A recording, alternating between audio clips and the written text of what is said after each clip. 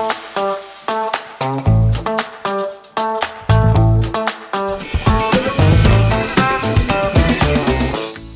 মোবারক প্রিয় দর্শক, সবাইকে জানাই পবিত্র ঈদুল আজহার অনেক অনেক শুভেচ্ছা এবং সেই সাথে শুরু করছি আরটিভির পর্দায় 7 দিন ব্যাপী ঈদের বিশেষ আয়োজন স্টেপ প্রেজেন্টস ঈদ আনন্দ আড্ডা।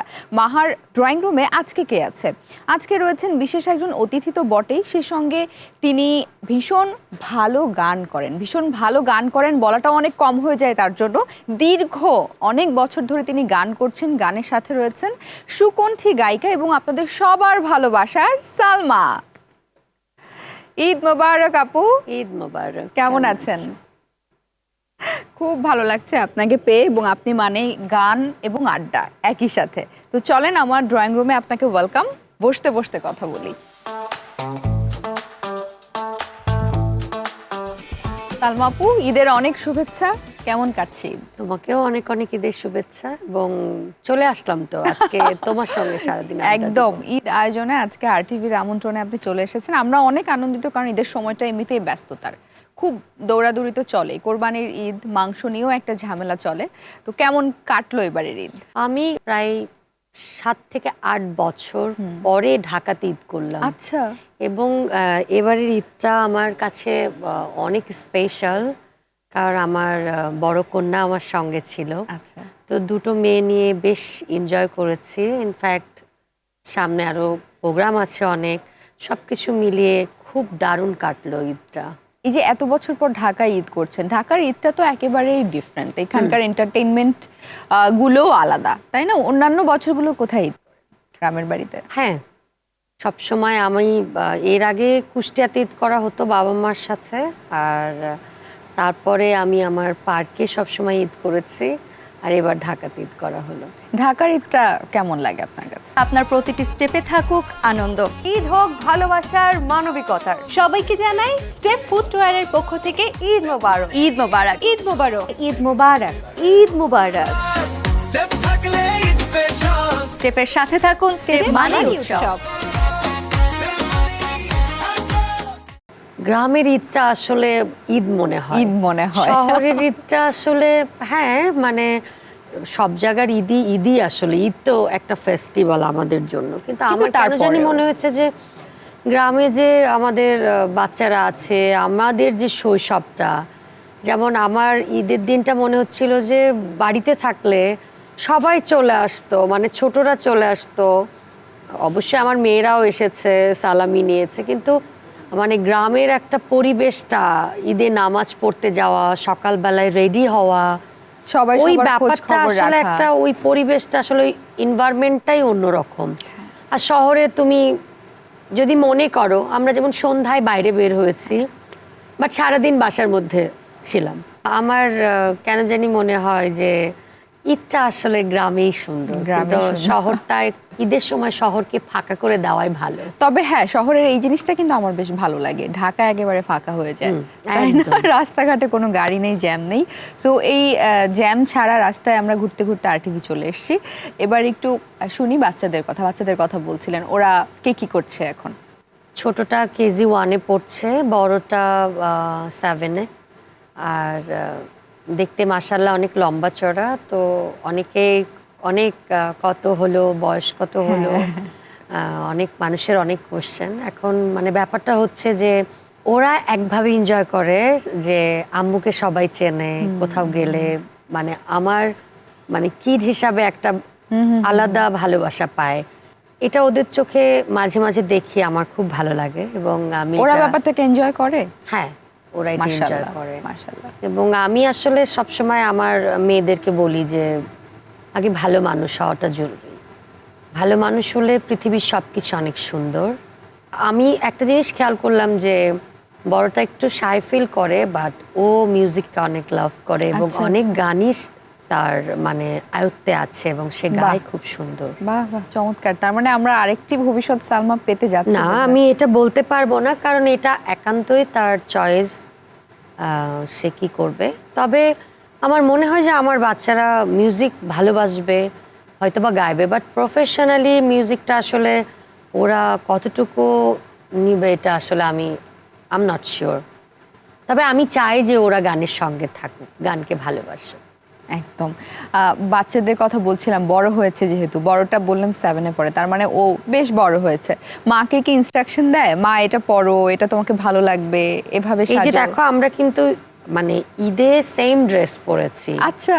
মাঝে মাঝে আমার মেকআপও ভুল ধরে ফেলে, আমি বেশ এনজয় করছি ব্যাপারটা। তারপরে অনেক সময় দেখা গিয়েছে যে ওর টি শার্ট ও আমাকে দিচ্ছে পরতে, যেটা পড়ো। তো আমার এগুলো আসলে একটা অন্যরকম আনন্দের, মানে মনে হচ্ছে যে আমার আম্মার সঙ্গে যে ব্যাপারটা হতো যে আমি আম্মার কোনো কিছু নিয়ে একটা দৌড় দিতাম আর কি। তো আমার বড়টা একটু এখন যেটা মনে হচ্ছে যে একটা একান্তই নিজের সঙ্গীর মতো আমাকে সবকিছু বলছে, বন্ধুর একটা মতো হয়ে বন্ধুর গেছে। মতো, এক্স্যাক্টলি। তো আমি খুব মানে এটাকে একটা অন্যরকম উপভোগ করছি এবং আল্লাহর কাছে শুক্রিয়া জানাচ্ছি যে আল্লাহ অনেক দিলেন, আসলে অনেক কিছুই পেলাম এই ছোট্ট জীবনে। একটু ঈদের গান নিয়ে কথা বলতে চাই, যেহেতু আপনি গানের মানুষ এবং ঈদ ছোটবেলা থেকেই ঈদের গানও কিন্তু একটা আলাদা আনন্দ যোগ করতো আমাদের জীবনে। আপনার কাছে ঈদের গানের কোনো স্মৃতি আছে না, বা কেমন লাগতো আসলে আমার ঈদের গানগুলো আসলে শুনতে? ঈদ মানেই আমাদের তো অনেক অনেক, মানে আমি একদম ছোটবেলা থেকেই স্টেজ, মানে একদম আমার গুরুজির সাথে শুরু করে পুরো, এখনকার কথা তো বাদই দিচ্ছি। আর মানে ছোটবেলাটার ঈদটা হচ্ছে এরকম যে আমরা ঈদের দিনটা শুধু ঈদ করার পরে একদম টানা 10-12 দিন আমরা প্রোগ্রাম করতাম একদম গ্রামগঞ্জে। আচ্ছা। তো একটা গান আমি জানি না, ওই দিন গুনগুন করে গাচ্ছিলাম আর গুরুজিকে বলছিলাম যে বাবা এই গানটা মনে আছে? কোন গানটা? আমি বললাম যে কুরবানি নিয়ে যে একটা গান করেছিলে, ওই গানটা তো আসলে ভুলে গিয়েছি, তা আমি একটু করে শোনাচ্ছিলাম। একটু শোনায়। হ্যাঁ প্লিজ। ঈদ মোবারক সবাইকে, ঈদ মোবারক, ঈদ মোবারক সবাইকে, ঈদ মোবারক। আছে মনের গভীরে আবর্জনা যত, তুমি মুছে দাও প্রভু পাপগানি যত। কৃপা করো প্রভু মোদের হিংসা নিন্দা কোরবানি, ঈদ মোবারক সবাইকে, ঈদ মোবারক, লা লা লা লা লা লা লা, ঈদ মোবারক সবাইকে, ঈদ মোবারক। বাহ, চমৎকার। ঈদ নিয়ে আসলে অনেক এটা রকমের। কিন্তু একদম আমার ছোটবেলার গান। আমার মনে আছে যে আমি এই গানটা করেছি আমার বয়স যখন 6-7, এবং এই গানটা আমাকে তখন গুরুজি উঠিয়ে দিয়েছিলেন। আমরা সবাই, মানে আমরা যারা জুনিয়র আছি, আমার সাথে যারা গুরুজির কাছে ক্লাস স্টার্ট করেছিলেন ওই সময়। আপনি গুরুজির কথা বলছিলেন, আপনার এখনো গুরুজির সঙ্গে আপনাদের আড্ডা হয়? হ্যাঁ, আমি এই তো গত সপ্তাহতেও, মানে ঠিক আড্ডা নয়, মানে একটু বসা, একটু চর্চা করা। আর আমার তো ডে বাই ডে যত যাচ্ছে, যেমন আমি যখন কথা বলি আমার ভোকাল টোন একরকম, তা আমার অ্যাজমার জন্য হয়েছে, গান গাওয়ার সময় টোন আরেক রকম। তো ম্যাক্সিমাম টাইম আমাকে আমার ভোকাল শুনে যে কেউ মনে করে যে আমার গলা বসা কেন। আচ্ছা। তা অ্যাকচুয়ালি আমার গলা বসা না, আমার টোনটাই এমন হয়ে গেছে। আচ্ছা। তো যখন বাবাকে বলি, বাবা কয় হাঁসের বাচ্চাদেরকে সাঁতার কাটতে শেখানো লাগে না। দর্শক, সময় হয়েছে ছোট্ট একটি বিরতি নেবার। আপনারা দেখছেন স্টেপ প্রেজেন্স ঈদ আনন্দ আড্ডা। ফিরছি বিরতির পর। চাঁদের আলো খুশির রব, স্টেপে আছে স্টাইল সব, নতুন পাঞ্জাবি ঝলমল শাড়ি সবার সাথে স্টেপ, ঈদের প্রস্তুতি। স্টেপে স্টেপে হোক কলরব, স্টেপ মানে ঈদ উৎসব, স্টেপে স্টেপে হোক উল্লাস, স্টেপ থাকলে ঈদ স্পেশাল। ওয়েলকাম ব্যাক দর্শক, সবাইকে আরও একবার আমন্ত্রণ জানাচ্ছি স্টেপ প্রেজেন্স ঈদ আনন্দ আড্ডায়। আমি রয়েছি মাহা এবং আমার সঙ্গে আমার আজকের অতিথি সালমা, আপনাদের সবার ভালোবাসার সালমা আপু। একটু আপনার ভবিষ্যৎ পরিকল্পনা নিয়ে কথা বলবো না, নেক্সট শোগুলো নিয়ে কথা বলবো। শুনেছি আপনি একটা ইউরোপের লম্বা ট্যুরে যাচ্ছেন, যেটা আপনার মিউজিক্যাল ট্যুর, একটু সেটা নিয়ে জানতে চাই। আহ, আসলে প্রায় 14 বছর পরে আবার ইউরোপে যাচ্ছি। শুরুর দিকে প্রায় অলমোস্ট 16-17 বার গিয়েছি এবং অনেক দিন পর আবারও যাচ্ছি এবং সাথে মিউজিশিয়ান এবং আমাদের আরও দু একজন আর্টিস্ট আছে আমার সঙ্গে যাচ্ছে, পারফর্ম করতে যাচ্ছি ইউরোপে। অনেকগুলো আহ, দেশ ঘুরে পারফর্ম করব, সাথে সাফিয়াও যাচ্ছে। তো এনজয় করছি এবং আশা করছি যে আমার এই প্রোগ্রামগুলো অনেক ভালো হবে এবং খুবই ব্যস্ততার মধ্যে দিয়ে আমার গান নিয়ে জীবন চলে যাচ্ছে আলহামদুলিল্লাহ। আলহামদুলিল্লাহ। গান নিয়ে কোনো পরিকল্পনা আছে কিনা সামনে? অনেক- নিজের গানগুলো যেগুলো রেডি করেছেন। অনেকগুলো মৌলিক গান রেডি হচ্ছে, তার থেকে বড় বিষয় হচ্ছে অনেকগুলো তো আমার গলায় বিচ্ছেদ গান শুনেছে।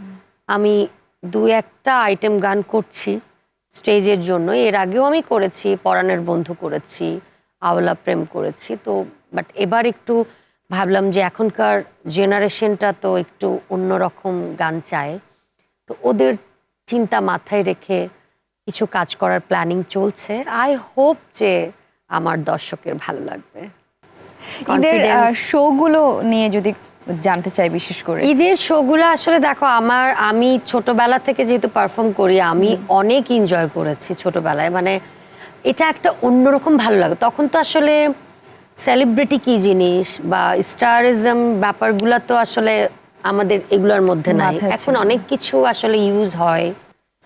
তো তখনকার বিষয়গুলো আমরা আসলে গানকে প্রায়োরিটি দিয়েছি।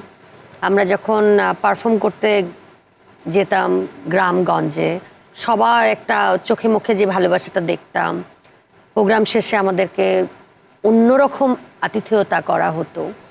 ওই বিষয়গুলো এরকমটা অনেকবার হয়েছে না সালমা আপু, যখন মফস্বলে বা গ্রামের দিকে শো করতে গিয়েছেন, বাড়ি থেকে পিঠা পুলি থেকে শুরু করে রান্না বান্না করে নিয়ে চলে ওটা না, এসেছে। ওই যে জামাইয়ের যে আদরটা, ওই তখনই ছোটবেলার থেকে মানে গানকে ভালোবাসলে এত ভালোবাসা পাওয়া যায়।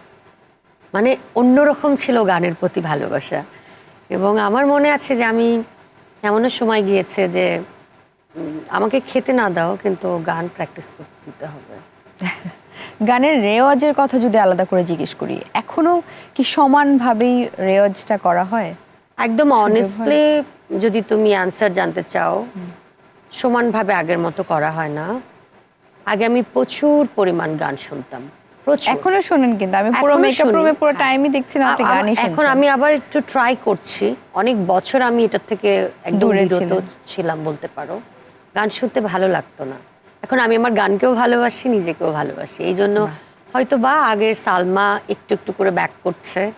সো আমার কেন জানি মনে হয় যে একজন শিল্পীর আসলে বেঁচে থাকা তার সুরের মাধ্যমে। সুরকে ভালোবাসতেই হবে। সুরকে ভালো না বাসলে সুর আসলে থাকেই না। এই যে নিজেকে খুঁজে পাওয়ার কোনো মন্ত্র আছে? অবশ্যই। এই যে কোথায় গিয়ে মনে হলো যে নিজেকে আমি আবার খুঁজে পেতে চাই? দেখো, সৌন্দর্যের যদি কোনো সংজ্ঞা চাও, সৌন্দর্যের অনেক সংজ্ঞা আছে। চোখের দেখা যেমন সৌন্দর্য, ভালো মনও তেমন সঙ্গে লাগে। একজন মানুষের আসলে চিন্তা করতে হবে যে সেই মানুষটা আসলে তার যোগ্যতাটা কি। তোমার এক যোগ্যতা, আমার আরেকটা যোগ্যতা। পৃথিবীর আমরা যে এই যে মানব কুলে আমরা যে মানব জাতি আছি, এই জনম তো একবার। এই জনমে এক একজন এক একটা যোগ্যতা নিয়ে পৃথিবীতে এসেছে। তো সেই যোগ্যতা থেকে তোমার একটা জিনিস মাথায় রাখতে হবে যে তুমি আসলে কি পারো। তুমি যেটা পারো, তোমার একটা আলাদা মানে ধরন আছে, যে ধরনটা অন্য কারোর কাছে নেই। তুমি যেটাকে পারো সেটা নিয়েই তুমি ব্যস্ত থাকো, তাহলে দেখবে তোমার হিংসা নিন্দাটাও থাকবে না। যখন তুমি এটা ফিল করবা যে অন্যেরটা তুমি পারো না আর তোমারটা অন্য কেউ পারে না, তখন দেখবা কারোর প্রতি তোমার হিংসাই লাগছে না। যেমন আমার কাউকে হিংসা হয় না, কারণ আমি জানি আমি যেটা পারি সেটা আমি বেস্ট করতে পারি। অন্য যেটা পারে ওরটাই বেস্ট করতে পারে, ওটা আমি কখনো চেষ্টা করেও পারবো না। তো যখন তুমি এই ফিলটা তোমার মনের মধ্যে ধারণ করবে, তখন দেখবা একটু একটু করে তোমার নিজেকে ভালোবাসতে ইচ্ছা করছে। আর এই পৃথিবীতে তুমি যাই চাইবে তোমার রব ছাড়া কেউ দিতে পারবে না। তো আলটিমেটলি তোমার চাওয়ার জায়গাটাও একটা জায়গায় মানে লকড হয়ে গেল। তো কিছু কিছু জিনিস যদি ফলো করো, তখন দেখবে যে তোমার আশেপাশের যে মানুষগুলো আছে বা টক্সিক মানুষগুলো আছে এগুলোর থেকে অনেক দূরে থাকবে, নিজেকে ভালোবাসবে এবং নিজেকে ভালোবাসলেই আসলে ভালো থাকা যায়। আর তোমার ভালো থাকাটা তোমার পরিবার, তোমার সন্তান, তোমার প্রিয় মানুষ, তোমার ভালোবাসার মানুষ, এই মানুষগুলোর খুবই প্রয়োজন তোমার ভালো থাকাটা। তুমি ভালো থাকলেই ওই মানুষগুলো ভালো থাকবে। সো আমার মনে হয় যে অন্যান্য চারি সাইডের আশেপাশের লোকজন কি বলছে, ডোন্ট বদার। তুমি তোমার নিজেকে ফোকাস করো, নিজেকে ভালোবাসো, নিজের জায়গাটার অবস্থানটাকে অলওয়েজ ফোকাস করো অ্যান্ড গো অ্যাহেড। তো অনেক ভালো লাগলো সালমা আপু আপনার সঙ্গে আড্ডা দিয়ে। ঈদের একটা ভালো আড্ডা দিলাম আমার ড্রয়িং রুমে বসে। আপনার জন্য অনেক শুভকামনা থাকবে আমার পক্ষ থেকে। দর্শকদের যদি কিছু বলার থাকে তাহলে বলতে পারেন। ঈদ মুবারক আমার সকল ভক্ত শ্রোতা, আমার পরিবার। আপনাদেরকে যে আমি অনেক ভালোবাসি সেটা আপনারা খুব ভালো করেই জানেন, কারণ আমার এই এত বড় পৃথিবীতে আপনারা আমার আরেকটা পরিবার। একটাই চাওয়া, সুস্থ থাকেন, ভালো থাকেন এবং নিজেকে ভালোবাসেন, নিজের পরিবারকে ভালোবাসেন। দিন শেষে আর মাস শেষে হোক, একটি হলেও এমন একটি কাজ করেন যেটা দেশের উপকারে আসে। অনেক অনেক ভালো থাকেন। আপনিও অনেক ভালো থাকুন। ঈদ মোবারক। ঈদ মোবারক। দর্শক, এই ছিল আমাদের আজকের এপিসোড। আগামী পর্বে আবারও দেখা হবে আপনাদের প্রিয় তারকাকে সাথে নিয়ে। সে পর্যন্ত ভালো থাকুন, সুন্দর থাকুন, আর টিভির সাথেই থাকুন। ঈদ মোবারক।